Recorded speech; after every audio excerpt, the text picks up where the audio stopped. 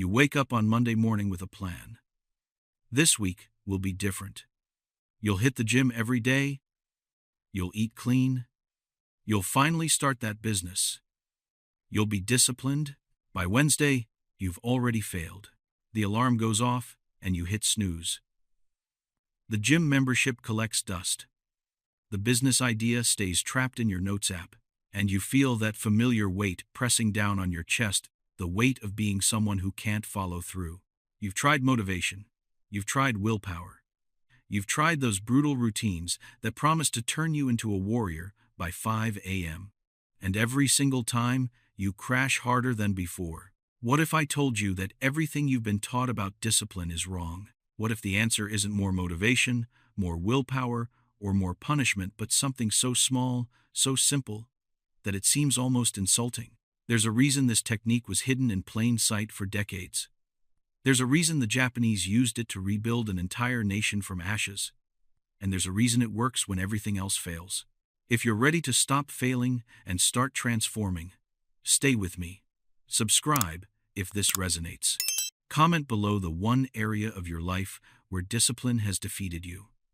Because by the end of this story, you'll understand why you've been fighting the wrong battle all along. This is the story of a man who couldn't get out of bed, and how the smallest action in the world changed everything. Chapter 1. The Day Everything Changed. Michael's bedroom smelled like regret. Not the sharp smell of alcohol or the staleness of cigarette smoke. Just the quiet, accumulated scent of a man who had stopped trying. Unwashed sheets, yesterday's clothes in a pile, a half-empty water bottle on the nightstand that had been there for 3 days. The alarm screamed at 6 a.m. Michael opened his eyes and stared at the ceiling. The same ceiling he'd stared at every morning for 8 months.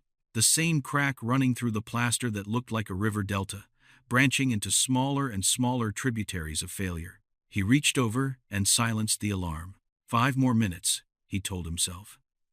The same lie he'd told himself yesterday. And the day before. And the 147 days before that.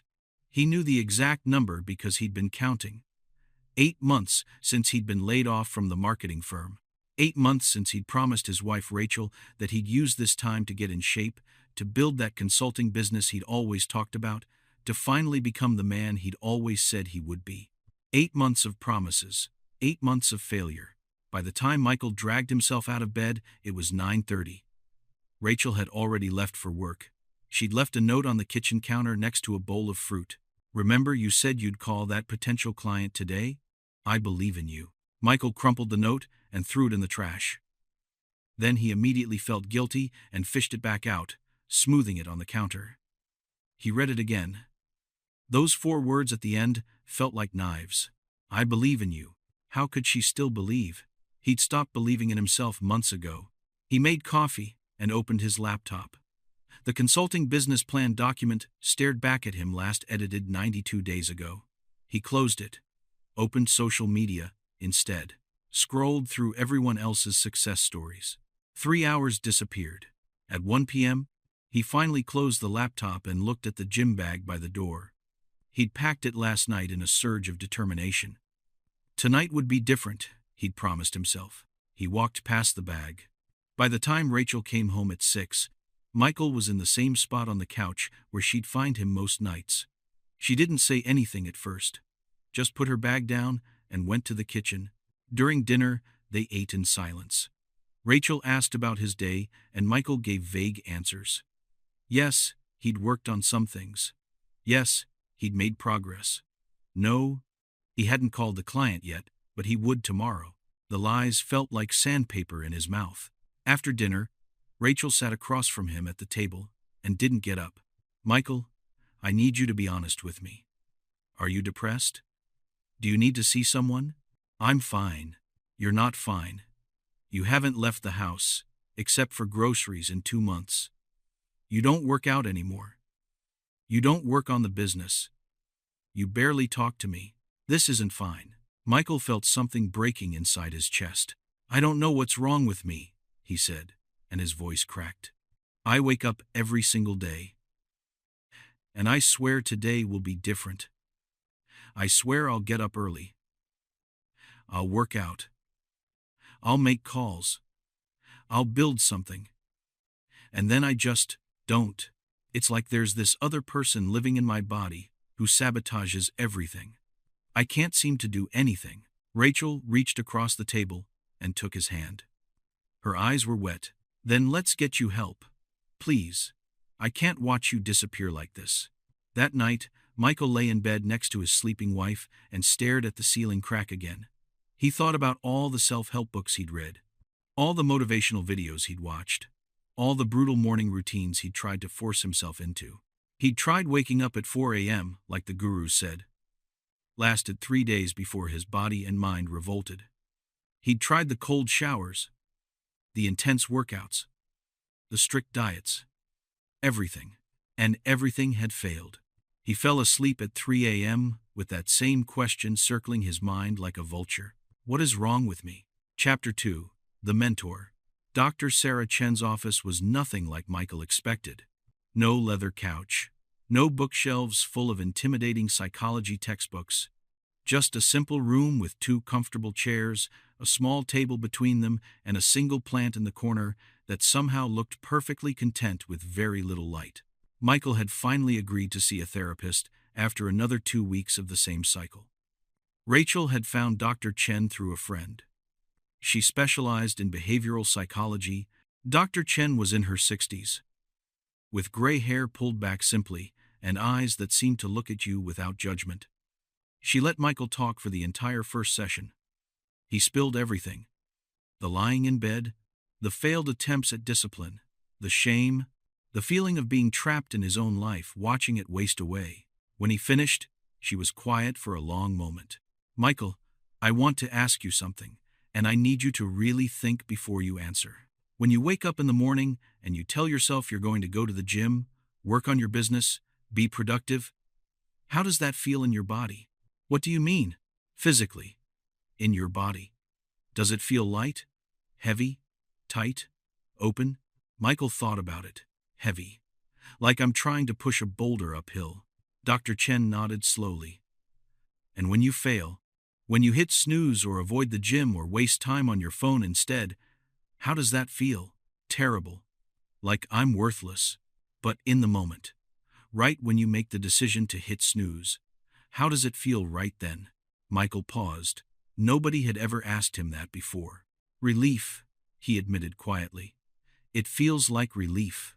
Exactly. And that's the problem. You're trying to use discipline as a whip to beat yourself into submission. And your entire nervous system is fighting you because it's designed to avoid punishment and seek relief. You're in a war with yourself, Michael. And in that kind of war, everyone loses.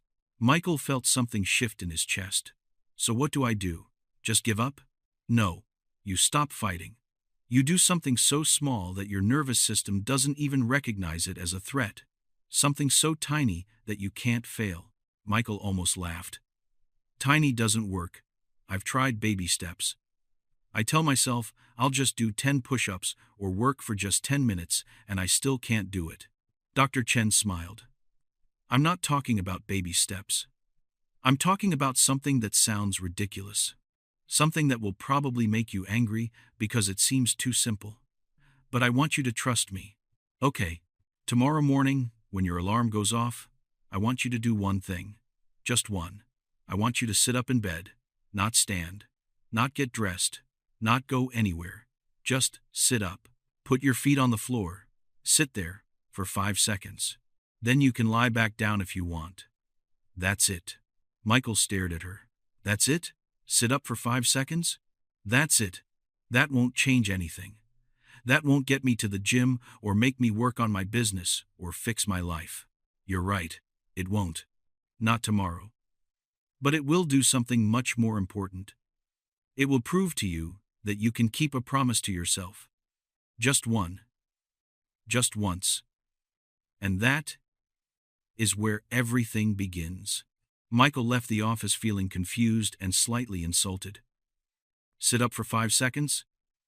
But he'd promised Rachel he'd try. So that night, before bed, he set his alarm for 6 a.m., and he made one commitment. Tomorrow, I will sit up for 5 seconds. That's all. Chapter 3, The Hidden Philosophy. Michael's alarm went off at 6 a.m.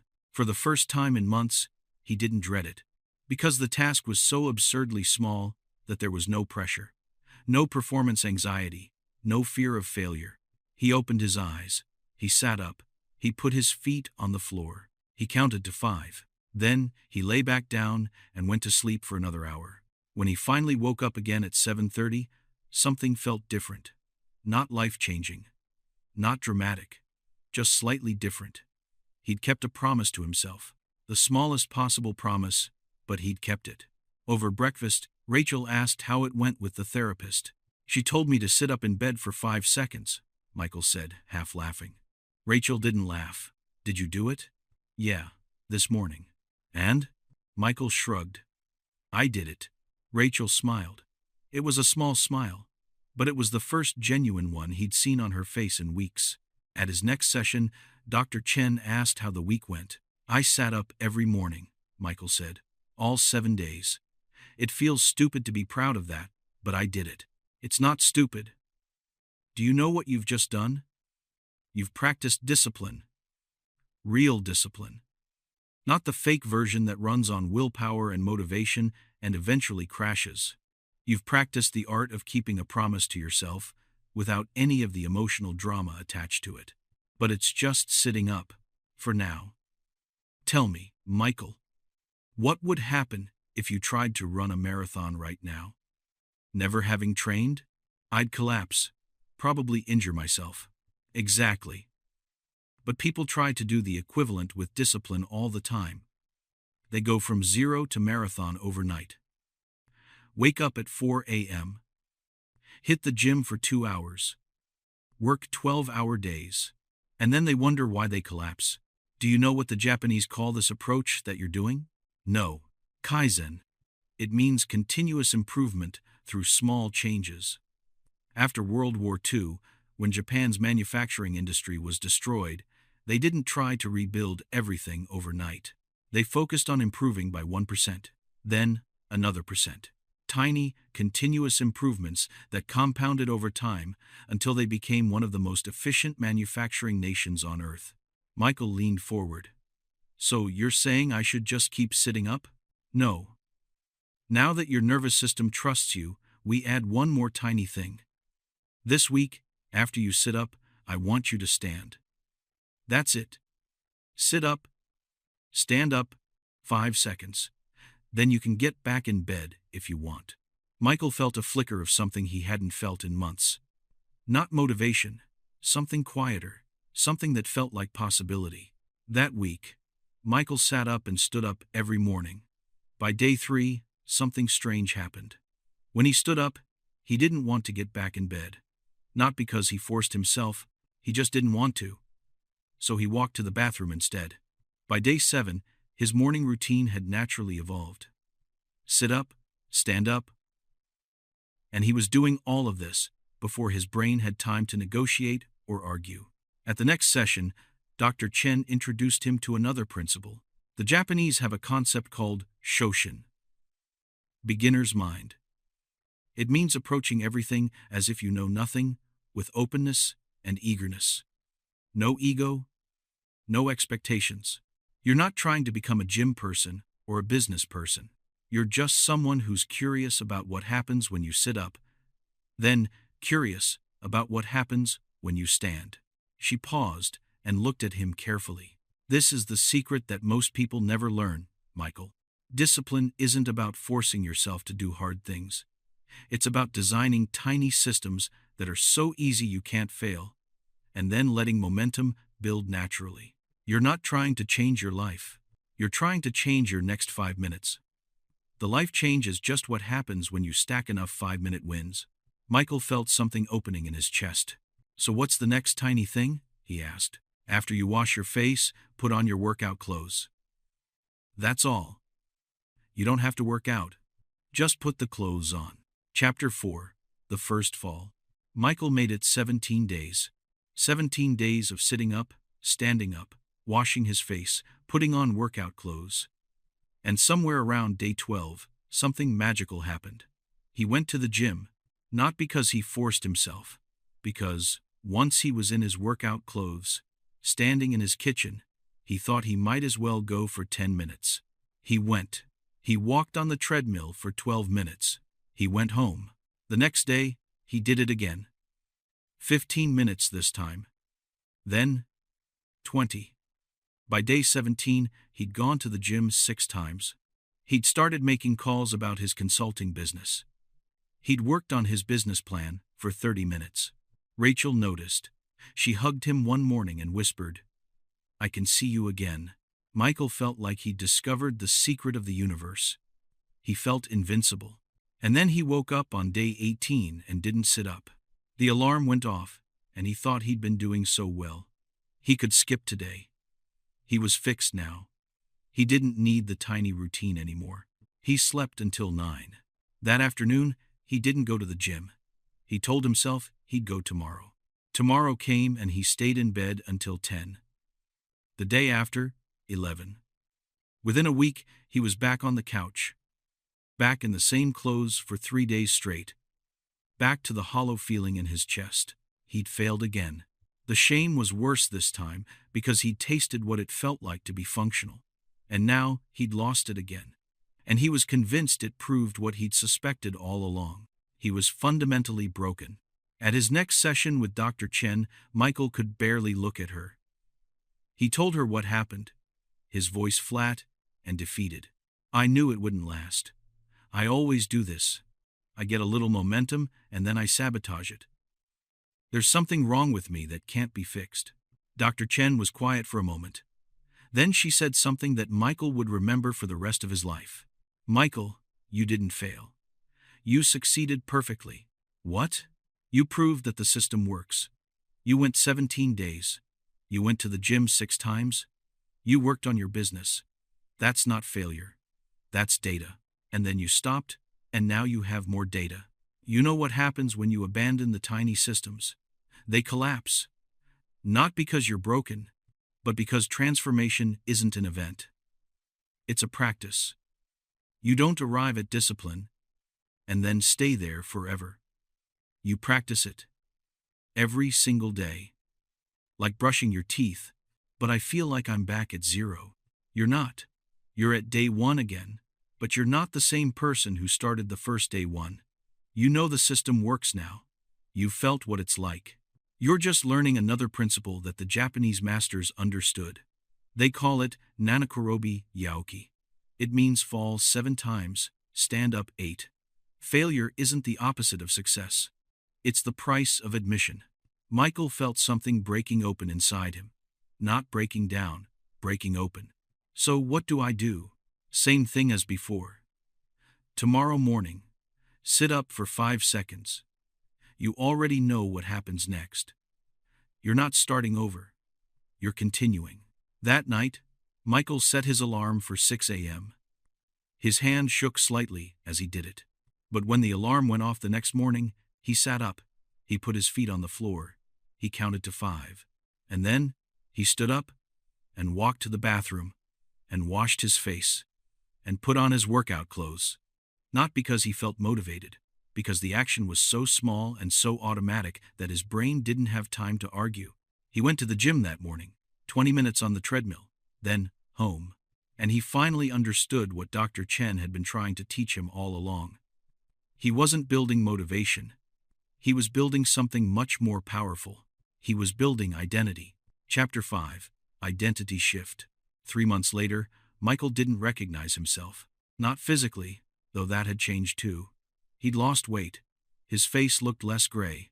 His eyes were clearer. But the real change was something internal that he couldn't quite name. He woke up at 6 a.m. now, but he didn't need an alarm anymore. His body woke itself up. And when he opened his eyes, the first thing he did was sit up. Not because he forced himself, because that's what he did. That's who he was now. The tiny routine had evolved naturally. Sit up, stand, wash face, workout clothes. But now, he went to the gym for 45 minutes. Now he worked on his consulting business for 2 hours most mornings. None of it felt hard anymore. Dr. Chen had introduced him to another concept. She called it Ikigai. It meant reason for being. Purpose. The secret that most self-help misses, she'd told him, is that discipline without purpose is just suffering. You need to know why you're doing what you're doing, not the surface reason, the real reason. So Michael had done the exercise she'd given him. He'd sat with a journal and asked himself, why? Why did he want to build a consulting business? Why did he want to be disciplined? The first answers were surface. Money, success, respect. But Dr. Chen had pushed him deeper. Why does money matter? Why does success matter? And Michael had gone deeper. Because he wanted to provide for Rachel. Because he wanted to make her proud. Deeper, Dr. Chen had said, and Michael had gone deeper still, until he hit something raw and true and painful. Because he wanted to prove to himself that he wasn't worthless, that his life could mean something, that he could be the kind of man who kept his promises. When he'd written that in his journal, he'd started crying. Not sad tears, relieved tears. Because he'd finally named the thing driving him, and once he'd named it, once he'd connected his tiny daily actions to that deeper purpose, everything changed. He wasn't someone trying to force himself to be disciplined anymore. He was someone practicing the art of keeping promises to himself. Every morning when he sat up, he was honoring that commitment. It wasn't about motivation anymore. It wasn't about discipline. It was about identity. Rachel noticed the shift. She asked him one morning what had changed. I used to wake up and think about all the things I had to do and it felt like drowning. Now I wake up and I'm just the person who does those things. It's not a decision anymore. It's just what I do. Rachel had smiled and kissed his forehead. I'm proud of you. And Michael had felt that simple sentence reach into his chest and heal something that had been broken for years. Chapter 6. Proof of change. 6 months into his practice, Michael signed his first consulting client. It was a small project. A local business that needed help with their marketing strategy. Nothing glamorous. But Michael approached it with the same principle he'd learned to approach everything. Tiny, continuous improvement. He didn't try to create the perfect strategy in one marathon session. He worked on it for 1 hour every morning. Small progress, clear focus. The client loved it. They referred him to another client. That client referred him to another. Within 3 months, Michael had 5 active clients and a waiting list. The money wasn't life-changing yet, but it was real. He was earning. He was contributing. Rachel noticed the change in ways that went beyond the work. Michael laughed more. He asked about her day and actually listened. He cooked dinner some nights. One evening, they were sitting on the porch watching the sunset when Rachel said quietly, I have something to tell you. Michael's heart jumped. What is it? When you were at your lowest, when you couldn't get out of bed, I started planning to leave. Michael felt his chest tighten. What? I didn't want to. I loved you. But I couldn't watch you disappear. And I couldn't keep carrying both of us. I'd talked to a lawyer. I'd looked at apartments. I was going to wait until after the holidays, and then tell you. Tears were running down Rachel's face now. Michael reached for her hand. And then you started sitting up in the morning. And I thought it was ridiculous at first. But then I saw you stand up. And then wash your face. And I realized you were fighting. You were trying. And that's all I'd needed to see. Not perfection, just effort. She turned to face him fully. You saved us, Michael. You saved yourself. And I need you to know how proud I am of you. Michael pulled her close, and they cried together on the porch as the sun set. And Michael understood something profound in that moment. The point was never the gym. It was never the business. It was never the discipline. The point was proving to himself and to the person he loved that he could change. That no matter how far you fall, you can always sit up. You can always stand. You can always take one more tiny step forward. Chapter 7. The Complete System. 1 year into his practice, Michael met with Dr. Chen for what would be their final regular session. He'd been seeing her weekly for the first 6 months, then bi-weekly, then monthly. Now he was graduating. Dr. Chen asked him to summarize what he'd learned. Michael thought for a long moment, then spoke.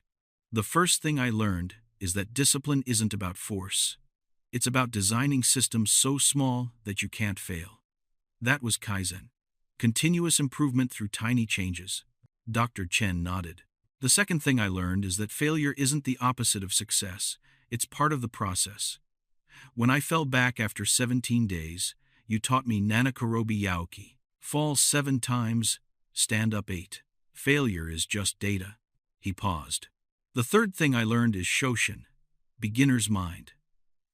Approaching everything with curiosity instead of ego. Not trying to be perfect, just being willing to start. Another pause. The fourth thing is Ikigai, purpose. Knowing why I'm doing what I'm doing. For me, it's proving to myself that I'm someone who keeps promises. Once I connected to that, everything became easier because I wasn't just checking boxes. I was becoming someone.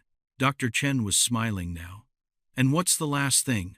The thing I haven't explicitly taught you, but you've discovered on your own? Michael thought about it. Gratitude. Noticing what's working instead of only seeing what's broken. I used to wake up and immediately catalog everything wrong with my life. Now, I wake up and notice that I have another day to practice. Beautiful, Doctor, Chen said quietly. You know what you've created, Michael? A practice. Not a hack. Not a trick. A practice. Something you'll do for the rest of your life. Not because you have to, but because it's who you are. Michael felt emotion rising in his throat. I don't know how to thank you. You saved my life. No. You saved your life. I just showed you where to start. The rest was you. Every morning you sat up, that was you. Every time you fell and stood back up, that was you. I just held up a mirror so you could see what was possible. Michael walked out of her office for the last time as a regular client. He sat in his car for a moment before starting the engine. He thought about the man who'd walked into that office a year ago. Broken. Hopeless. Convinced he was fundamentally defective. He wasn't that man anymore. Not because he was perfect now. He still had hard days. He still occasionally slept through his alarm. But he knew how to come back. He knew that change wasn't about giant leaps. It was about tiny steps, taken consistently, in the direction of the person you wanted to become. He knew how to keep a promise to himself, and that changed everything. Chapter 8. Long-Term Transformation.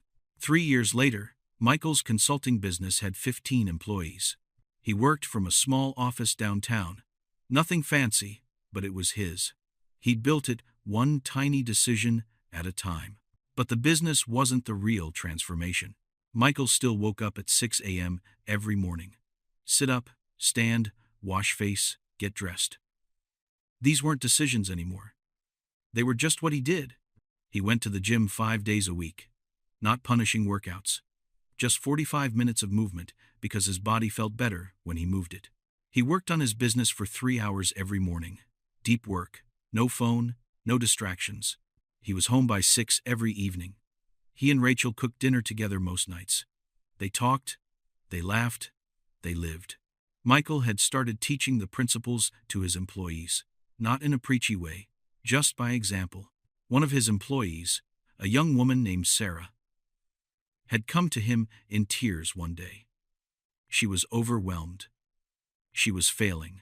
Michael had sat with her and told her his story. About the 8 months he couldn't get out of bed. About Dr. Chen and sitting up for 5 seconds. He'd helped her identify one tiny thing she could do. For Sarah, it was opening her laptop every morning and writing one sentence about what she needed to work on that day. One sentence. 3 months later, Sarah was thriving. She'd told Michael that the practice had changed her life, and Michael realized that this was the final piece. The practice wasn't just about personal transformation. It was about ripple effects. Rachel got pregnant during their 4th year. They named their daughter Hope. The first night home from the hospital, Michael held her in the dark living room while Rachel slept, and Michael made her a promise, whispering it into the quiet darkness. I will teach you that change is always possible, that you can always start, that failure is just part of learning, that tiny steps lead to extraordinary places. I will teach you that discipline isn't about punishment. It's about love. I will teach you by showing you, every single day. Not perfectly, but consistently. I promise you this. Hope. The next morning, his alarm went off at 6 a.m. He heard Hope crying from the nursery. "I've got her," Michael said. He sat up. He stood. He walked to the nursery and picked up his daughter. Then he went to the gym. 30 minutes instead of 45 because he had less time now, but he went. He worked on his business, 2 hours instead of 3. But he worked. He kept his promises. The tiny ones, the ones that seemed like they didn't matter, because he knew now that they were the only ones that did. Chapter 9. The Mirror. 10 years after Michael first walked into Dr. Chen's office, he found himself back there. Not as a client. As a guest speaker. Dr. Chen had asked if he'd be willing to share his story at a conference on behavioral change. Michael stood backstage, more nervous than he'd been in years. Dr. Chen found him before he went on. "How are you feeling?" "Terrified." She smiled. "Good. That means it matters. You're going to show people that change is possible. Not the Hollywood version. The real version. The messy, slow, tiny steps version. You're going to give people hope." Michael walked onto the stage to polite applause. He looked out at the audience. Hundreds of people. He took a breath and began. He told them about the 8 months in bed. About Rachel's note. About feeling fundamentally broken. About sitting up for 5 seconds and thinking it was insulting. He told them about the 17 days of success and the crash that followed. About learning that failure was data, not identity. He told them about ikigai and finding purpose. About identity shift and becoming someone instead of trying to force someone. And then he told them about hope. About teaching his daughter these principles through example. About her watching him sit up every morning and asking him once when she was 5, "Daddy, why do you always get up so early?" And he told her, "Because I made a promise to myself. And keeping promises is important." She'd thought about that, then said, "Can I make a promise too?"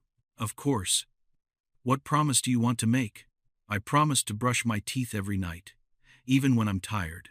Michael had felt tears in his eyes because he realized she was learning. Not discipline as punishment. Discipline as love. As Michael finished his story on stage, the audience was silent. Then one person started clapping. Then another. Then everyone was standing. After the talk, people lined up to speak with him. One man, probably in his 50s, waited until the end. When everyone else had gone, he approached Michael with tears streaming down his face. "I've been in bed for 6 months," he said. "I just lie there. And everyone tells me to just get up, just force myself. And I can't. I thought I was broken. But you just told me I'm not. You just told me I can sit up for 5 seconds. And I think I can do that."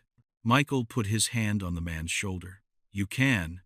And that's all you need to do tomorrow. Just sit up. That's the only promise you need to keep. The rest will come. I promise you." The man nodded and walked away, still crying, but standing a little straighter. That night, Michael drove home through the city. He passed the old apartment where he'd spent those 8 months trapped in bed. He thought about that version of himself. The broken man who had no idea that 3 years later he'd have a business and a daughter and a life worth living. If he could go back and tell that man one thing, what would it be? Just sit up tomorrow morning. That's all. I know you don't believe me. I know it sounds stupid. But trust me. Just sit up. Keep that one tiny promise. Everything you want is on the other side of that first promise. I swear to you, everything. Michael pulled into his driveway. The lights were on inside. He could see Rachel through the window, helping Hope with homework at the kitchen table. His family, his life, his purpose. All of it built on a foundation of tiny promises kept. He sat in the car for a moment longer, overwhelmed with gratitude for the journey. He got out of the car and walked inside. Hope ran to him and jumped into his arms. "Daddy, I kept my promise today. I brushed my teeth, even though I was really tired." Michael held her tight. "I'm so proud of you," sweetheart. You know what that means? That means you're someone who keeps promises. And that's the most important thing you can be. Chapter 10, Your Turn. Listen, I know what you're thinking right now. You're thinking this story is inspiring, but it won't work for you. You're thinking your situation is different. Your struggle is harder. You've tried everything and failed too many times. I know, because that's exactly what Michael thought when Dr. Chen told him to sit up for 5 seconds. But here's the truth that Michael learned, and I need you to hear. You're not broken. You're not defective. You're just fighting the wrong battle. You're trying to force transformation through willpower and motivation and punishment.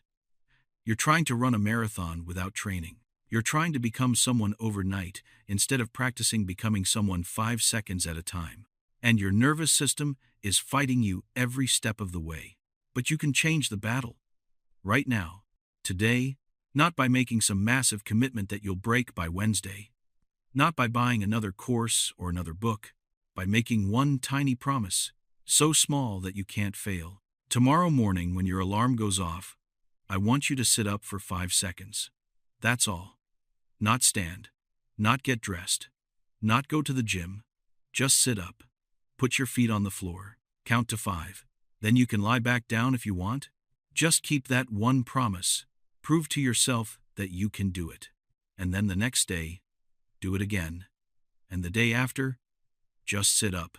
After a week, if you've done it every day, add one more tiny thing. Stand up for 5 seconds. Then the next week, walk to the bathroom. Then wash your face, then get dressed. Tiny promises, kept consistently, in the direction of the person you want to become. This is Kaizen. Continuous improvement through small changes. This is how you rebuild a nation. This is how you rebuild a life. And when you fail, because you will fail, remember Nanakorobi Yaoki. Fall 7 times, stand up 8. Failure isn't the end. It's just data.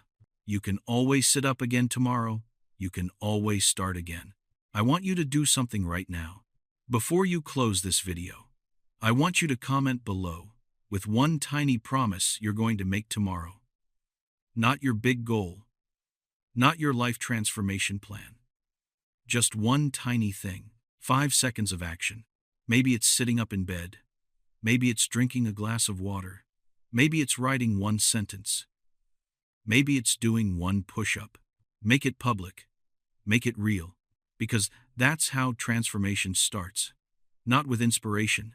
Not with motivation. With a commitment so small that you can't avoid keeping it. And if you keep it, come back here and tell me. Let me celebrate that you're someone who keeps promises. Because that's what this is really about. Not the gym, not the business, not the productivity. It's about proving to yourself that you're someone who can change. Someone who can keep promises. Someone who can become who they want to become, one tiny step at a time. The Japanese rebuilt an entire nation this way. Michael rebuilt his entire life this way. And you can too. You just have to sit up. Tomorrow morning, 6 a.m. or whenever your alarm goes off. Just sit up for 5 seconds. That's all. Everything else will follow. I promise you. Everything else will follow. Now, go. Your transformation starts tomorrow, 5 seconds at a time.